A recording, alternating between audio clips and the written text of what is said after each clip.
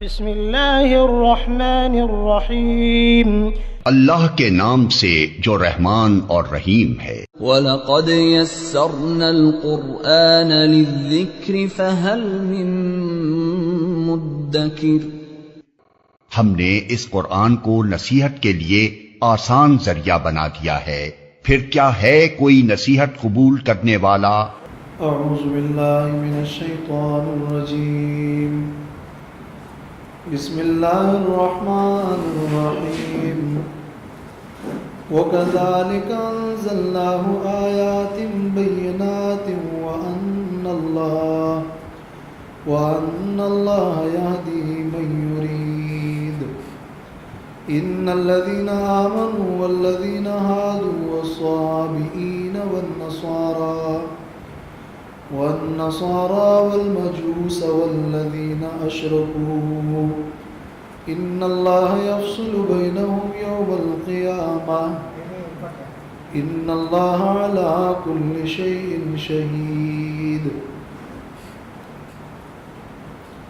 یہ سورۃ الحج کی آیت نمبر 16 ہے۔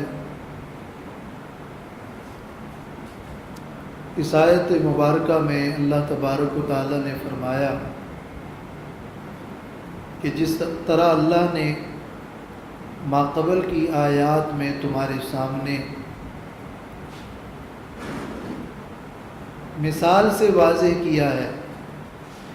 کہ اللہ تعالیٰ کی مدد و نصرت اپنے نبی کے ساتھ شامل ہے، اسی طرح اللہ نے تمہاری ہدایت کے لیے واضح دلائل بھی نازل کیے ہیں، مگر یہ ہے کہ ہدایت اللہ کے ہاتھ میں ہے، اور جو شخص چاہتا ہے کہ ہدایت حاصل کرے تو وہ ہدایت کے لیے کسب و کوشش کرے، جو کسب و کوشش کرے گا تو اللہ ہی اس میں ہدایت پیدا کرے گا۔ وَكَذَلِكَ أَنزَلْنَاهُ، اور اسی طرح ہم نے نازل کی ہے آیتیں بینات واضح، اسی طرح یعنی ان آیات کی مثل، ان آیات کی طرح جو آیتیں اس سے پہلے گزر گئی، ہم نے آیتیں نازل کی ہے بینات واضح، وَأَنَّ اللَّهَ يَهْدِي مَن يُرِيدُ، اور بے شک اللہ ہدایت دیتا ہے اس کو، یرید جس کی ہدایت کا اللہ ارادہ کرتا ہے،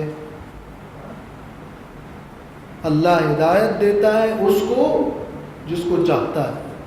جس کی ہدایت کا اللہ ارادہ کرتا ہے۔ وَأَنَّ اللَّهَ یعنی وَكَذَلِكَ أَنَّ اللَّهَ يَهْدِي،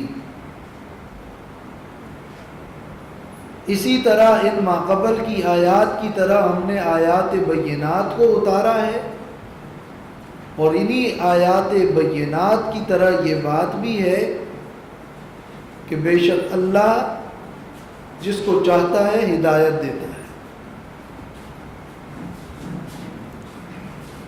اس میں اس طرف اشارہ ہے کہ جہاں اللہ نے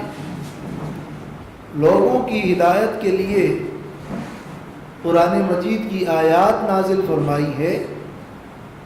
وہیں یہ بات بھی طے ہے کہ ہر کام اللہ کے ارادے سے ہوتا ہے، تو ہدایت بھی اللہ کے ارادے سے ہوگا۔ یخلق الہدایت فی قلب من یرید ہدایتہ لا خالق للہدایت الا ہو، تفسیر بحر المحیط میں اس کی تشریح میں ہے کہ اللہ جس کے دل میں چاہتا ہے ہدایت کو پیدا کرتا ہے، بس ضرورت اس بات کی ہے کہ تمہاری سعی اور تمہاری کوشش ہدایت کی ہوگی تو اللہ اس میں ہدایت کا ارادہ کرے گا اور ہدایت کو پیدا کرے گا۔ ان الذین آمنوا والذین ہادوا والصابئین، بے شک وہ لوگ جو ایمان لائے، والذین ہادوا، اور وہ لوگ ہادو جو جنہوں نے یہودیت اختیار کی اور جو یہودی بنے، والصابئین اور بے دین لوگ، لادین لوگ، والنصارى اور نصارى، والمجوسا اور مجوسی، والذین اشرکوا اور وہ لوگ جنہوں نے شرک کیا، یہ سب لوگ ان اللہ یفصل بینہم یوم القیامہ، بے شک اللہ فیصلہ کر دے گا ان کے درمیان قیامت کے دن، اس لیے کہ ان اللہ علی کل شیء شہید، بے شک اللہ ہر چیز پر ہے خبردار۔ اس آیت کا مضمون یہ ہے کہ جو لوگ جس دین کو بھی اختیار کیے ہوئے ہیں ان کے درمیان اللہ تعالیٰ قیامت کے دن فیصلہ کر دے گا۔ فیصلہ ایک تو علمی فیصلہ ہے،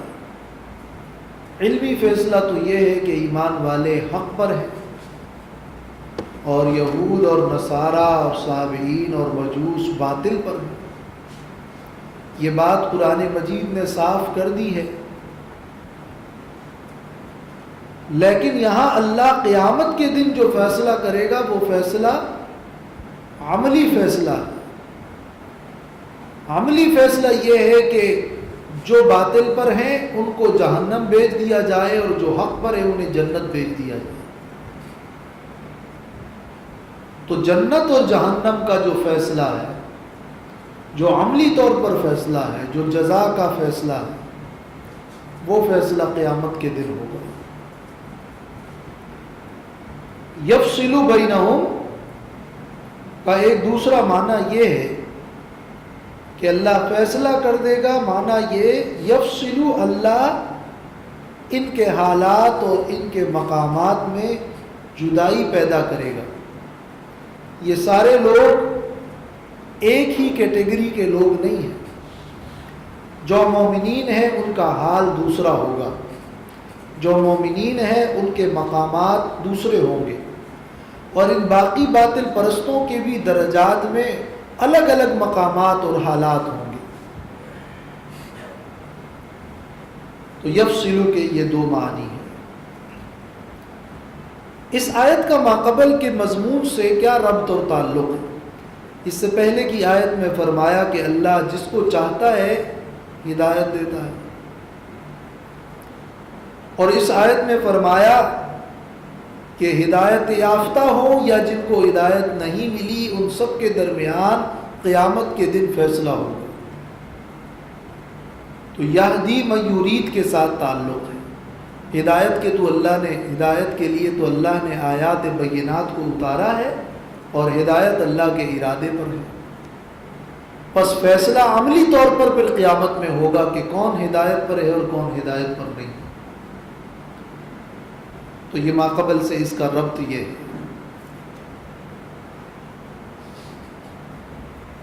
الذین آمنوا سے تو ایمان والے مراد ہے، والذین ہادوا سے یہودی مراد ہے۔ اگر یہاں والیہودہ کی بجائے والذین ہادوا کے الفاظ ہیں، یعنی وہ لوگ جو یہودی بنے اور جنہوں نے یہودیت اختیار کی اور یہودیوں کی معیت میں چلے گئے، اور یہودی سے مراد وہ قوم ہے جو موسیٰ علیہ السلام پر ایمان لانے کا دعویٰ کرتے ہیں۔ بعض علماء کہتے ہیں کہ یہودی اور نصارہ ان سب کا ایک ہی نام تھا، بنی اسرائیل۔ بعد کے ادوار میں ان کے نام ان کی فرقواریت یا ان کے تعصب کی وجہ سے یہود یا نصارہ پڑے۔ اور یہودیوں کو یہودی کہنے کی ایک وجہ تو یہ ہے کہ یعقوب علیہ السلام کا ایک بیٹا، اور بعض کہتے ہیں کہ بڑے بیٹے کا نام یہوذا تھا، جس کو پھر یہودا پڑھا گیا، اور اس یہودا کی طرف سب کو منسوب کیا گیا، ایک کے نام پر پھر سب منسوب ہو گئے۔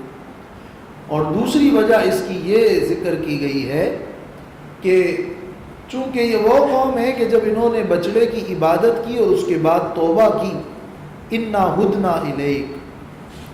تو ہادو کا مطلب ہے یعنی تابو، انہوں نے توبہ کی، تو وہ لوگ جنہوں نے وہ توبہ کی تھی. اس اعتبار سے ہادو کا معنی ہے تابو. اس قوم کا نام پھر یہودی اور والذین ہادو پڑ گیا، چونکہ وہ اپنی نسلی طور پر جو یہودیت ان میں تھی اس کی وجہ سے تو وہ یہودی تھے،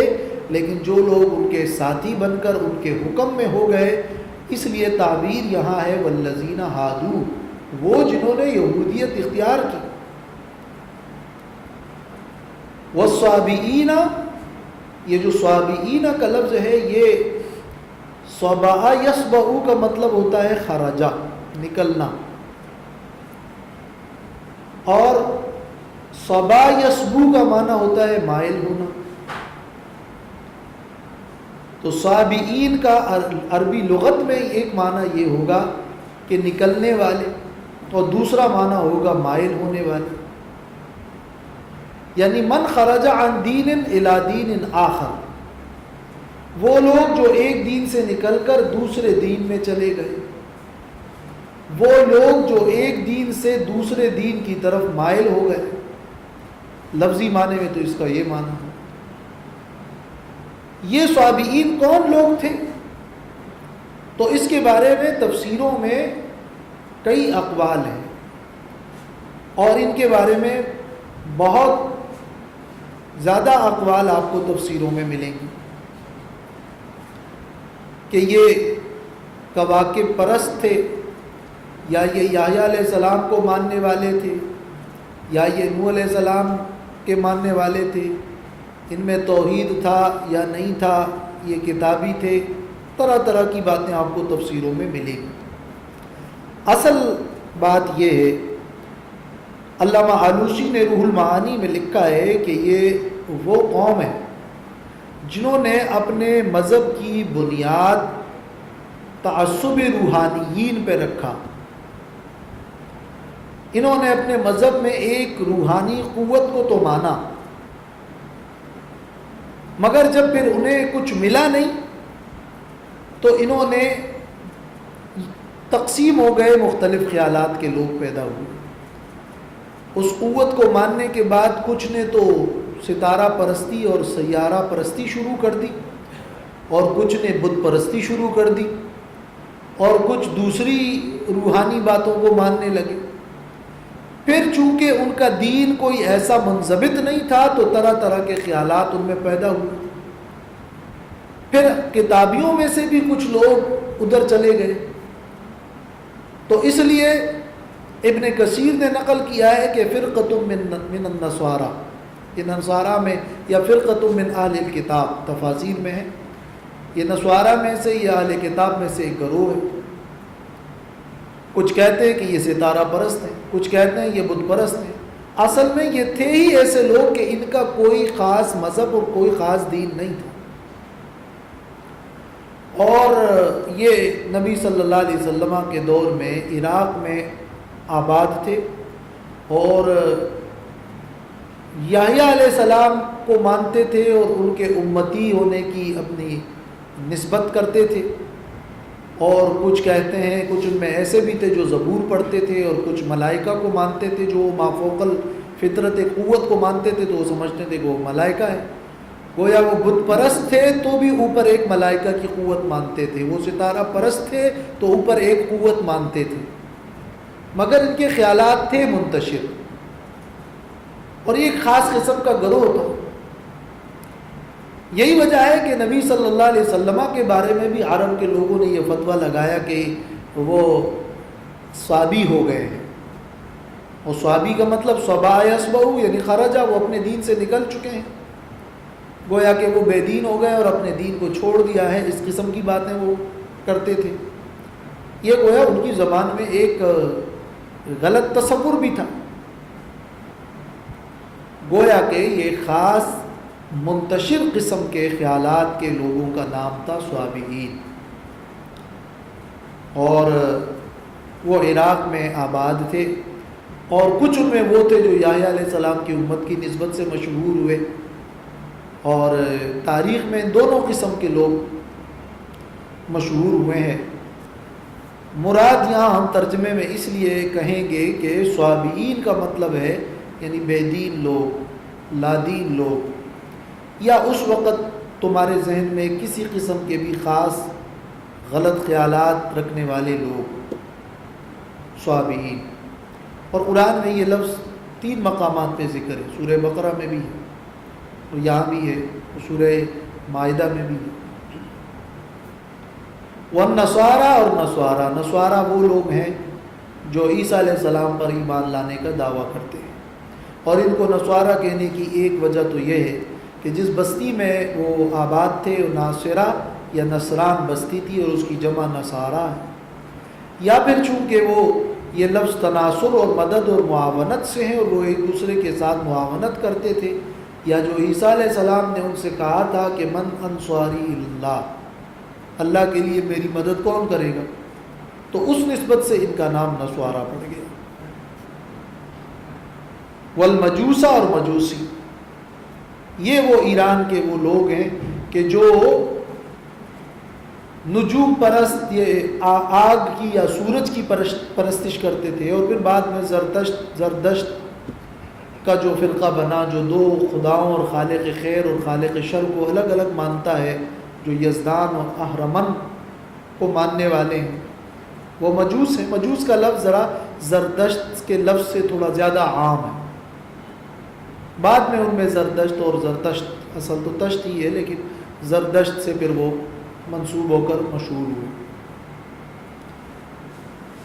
والذین اشرکوا، اور علاوہ اس کے عرب میں اور بھی وہ لوگ جو کہ شرک کرتے ہیں اور جن کے لیے کوئی خاص لفظ اور لقب مقرر نہیں ہے،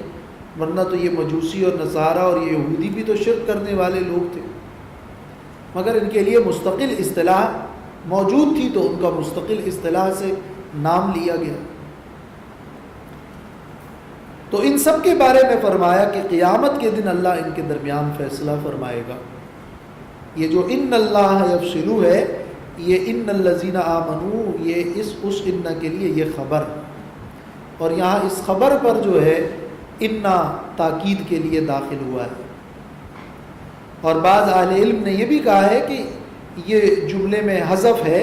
کہ ان الذین آمنوا والذین ہادوا والصابئین والنصارى والمجوس والذین اشرکوا مفترقون، بے شک ایمان والے یہودی اور بے دین لوگ اور نصارہ اور مجوسی اور وہ لوگ جنہوں نے شرک کیا سب جدا کر دیے جائیں گے۔ اور یہ مضمون اگلے اس جملے سے واضح ہے، ان اللہ یفصل بینہم یوم القیامہ، بے شک اللہ فیصلہ فرمائے گا ان کے درمیان قیامت کے دن۔ ان اللہ علی کل شیء شہید، یہ ماقبل کی علت ہے اور وجہ ہے، اس لیے کہ بے شک اللہ ہر چیز پر خبردار ہے، شہید ہے، عالم ہے، اور جب اللہ کو پتہ ہے کہ کون کتنے پانی میں ہے اور کس نے کیا کیا ہے تو اس کے مطابق پھر عملی فیصلہ آخرت میں ہوگا۔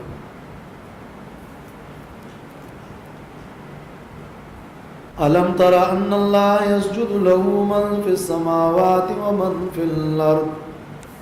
وَالشَّمْسُ وَالْقَمَرُ وَالنُّجُومُ وَالْجِبَالُ وَالشَّجَرُ وَالدَّوَابُّ وَكَثِيرٌ مِّنَ النَّاسِ وَكَثِيرٌ حَقَّ عَلَيْهِ الْعَذَابُ وَمَن يُهِنِ اللَّهُ فَمَا لَهُ مِن مُّكْرِمٍ إِنَّ اللَّهَ يَفْعَلُ مَا يَشَاءُ۔ اس آیت میں فرمایا گیا کہ الم ترى، کیا آپ نہیں دیکھتے، ان اللہ، کہ بے شک اللہ، یسجد لہ، سجدہ کرتے ہیں اس اللہ ہی کے لیے، من، وہ ساری مخلوق، فی السماوات، جو آسمانوں میں ہے، ومن فی الارض، جو زمین میں ہے۔ من فی السماوات، من کا لفظ تو ذوی العقول کے لیے استعمال ہوتا ہے، لیکن یہاں غلبہ دے کر سب مراد ہے، چاہے ذوی العقول ہو یا غیر ذوی العقول ہو۔ روح المعانی میں علامہ آلوسی فرماتے ہیں کہ وَهُوَ الْأَوْلَى، بہتر یہی ہے کہ یہاں من کو عام لیا جائے، سبھی مراد ہے۔ تو اللہ ہی کے لیے سجدہ کرتے ہیں وہ سب جو آسمانوں میں اور وہ سب جو زمین میں ہے، والشمس والقمر اور سورج اور چاند والنجوم اور ستارے والجبال اور پہاڑ والشجر اور درخت والدواب اور جانور چوپائے وکثیر من الناس اور بہت سارے لوگوں میں سے بھی بہت سارے لوگ وکثیر اور بہت سارے وہ لوگ حق علیہ العذاب جن پر عذاب ثابت ہو چکا ہے، یہ سب اللہ کے لیے سجدہ کرتے ہیں۔ سجدے کے بارے میں اس سے پہلے بھی ہم نے سورۃ طٰہٰ میں ایک تفصیل کی تھی کہ سجدہ کسے کہتے ہیں۔ عربی لغت کے اعتبار سے سجدہ کا مطلب ہے انقیاد اور تابعداری اور تابع ہونا، اگرچہ اصطلاح میں پیشانی کو زمین پر رکھنا سجدہ ہوتا ہے۔ یہاں سجدہ سے مراد ایک تو وہ سجدہ ہوتا ہے جو کہ سجدہ تکوینی ہے، تسخیری ہے، چار و ناچار سبھی اللہ کے حکم کے تابع ہیں۔ تو زمین آسمان کی ساری مخلوقات اللہ کے حکم کے تابع ہیں، جو حکم اللہ انہیں کرے گا وہ اس کو مانیں گے اور اس سے وہ سر منہ انحراف نہیں کر سکتے۔ وَلَهُ أَسْلَمَ مَنْ فِي السَّمَاوَاتِ وَالْأَرْضِ، جیسے یہ ہے تو ساری چیزیں اللہ کے حکم کے تابع ہیں۔ اس معنی میں یہ ساری چیزیں جو اللہ کے حکم کے تابع ہیں، اس میں زمین، آسمان، نباتات، حیوانات، جمادات وہ بھی شامل ہیں اور انسان بھی شامل ہے۔ اور انسانوں میں سے وہ انسان جو اللہ کے فرمانبردار اور موحدین ہیں، وہ بھی اللہ کے حکم کے تابع ہیں، اس لیے کہ اللہ ان کے بارے میں جو فیصلہ کرتا ہے وہ ان کے لیے اللہ نے مقرر کیا ہے، اور جو اللہ حکم دیتا ہے تکوینی طور پر وہی حکم جاری اور ساری ہے۔ اور عام ان انسانوں کے حوالے سے بھی جو کہ اللہ کو نہیں مانتے، وہ بھی اللہ کے حکم کے اس معنی میں تابع ہیں کہ اللہ ان کی زندگی کے بارے میں جو بھی فیصلہ کرتا ہے اس دنیا میں وہی ہو کر رہتا ہے۔ ان کی مرضی سے تو دنیا کا نظام نہیں چل رہا، وہ بھی نہیں چاہتے کہ ہم مر جائیں لیکن مر جاتے ہیں، وہ بھی حوادثات کا شکار ہوتے ہیں۔ تو اس معنی میں وہ اللہ کی تکوینی اور تسخیری حکم کے پوری کائنات تابع ہے۔ تو یسجد تابع ہے اللہ کے لیے پوری کائنات۔ وَكَثِيرٌ مِّنَ النَّاسِ، لوگوں میں سے بھی بہت سارے لوگ جو کہ اللہ کے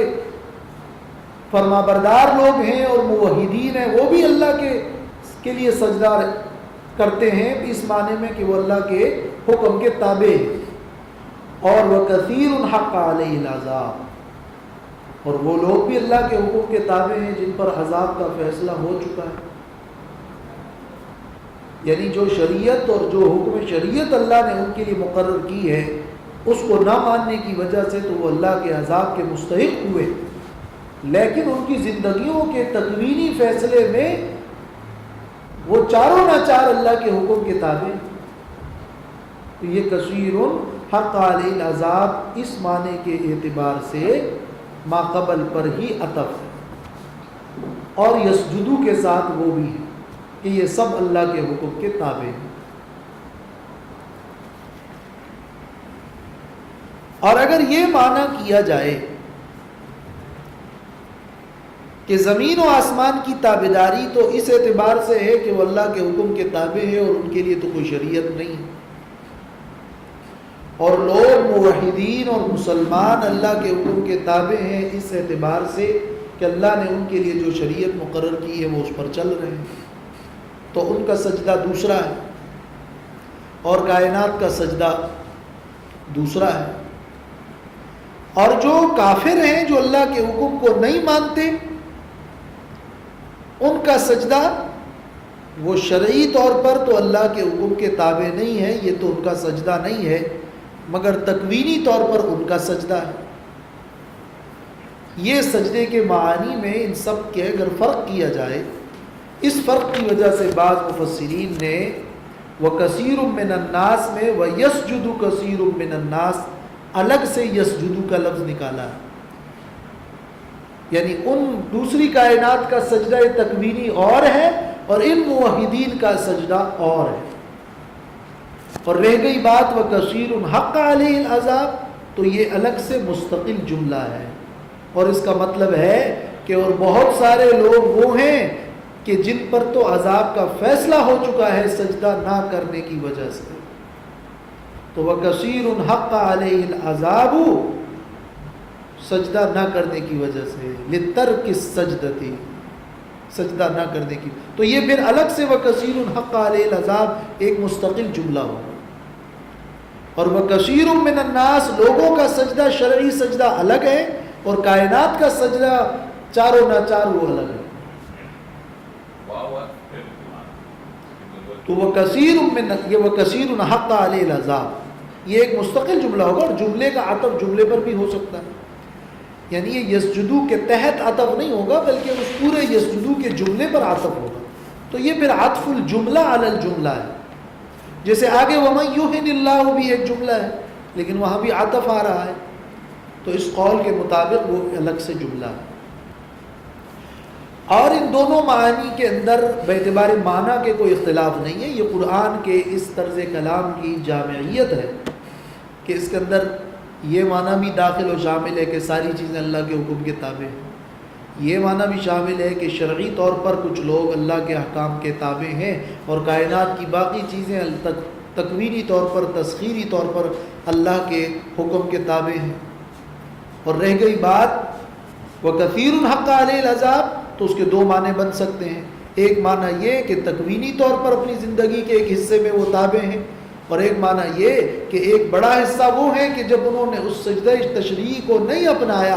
کثیر من الناس کی طرح تو وہ اللہ کے عذاب کے مستحق ہو گئے۔ یہ ساری باتیں صحیح ہیں، یعنی اس میں کوئی ٹکراؤ اور تضاد تو نہیں ہے، یہ اس جملے کی ایک جامعیت ہے،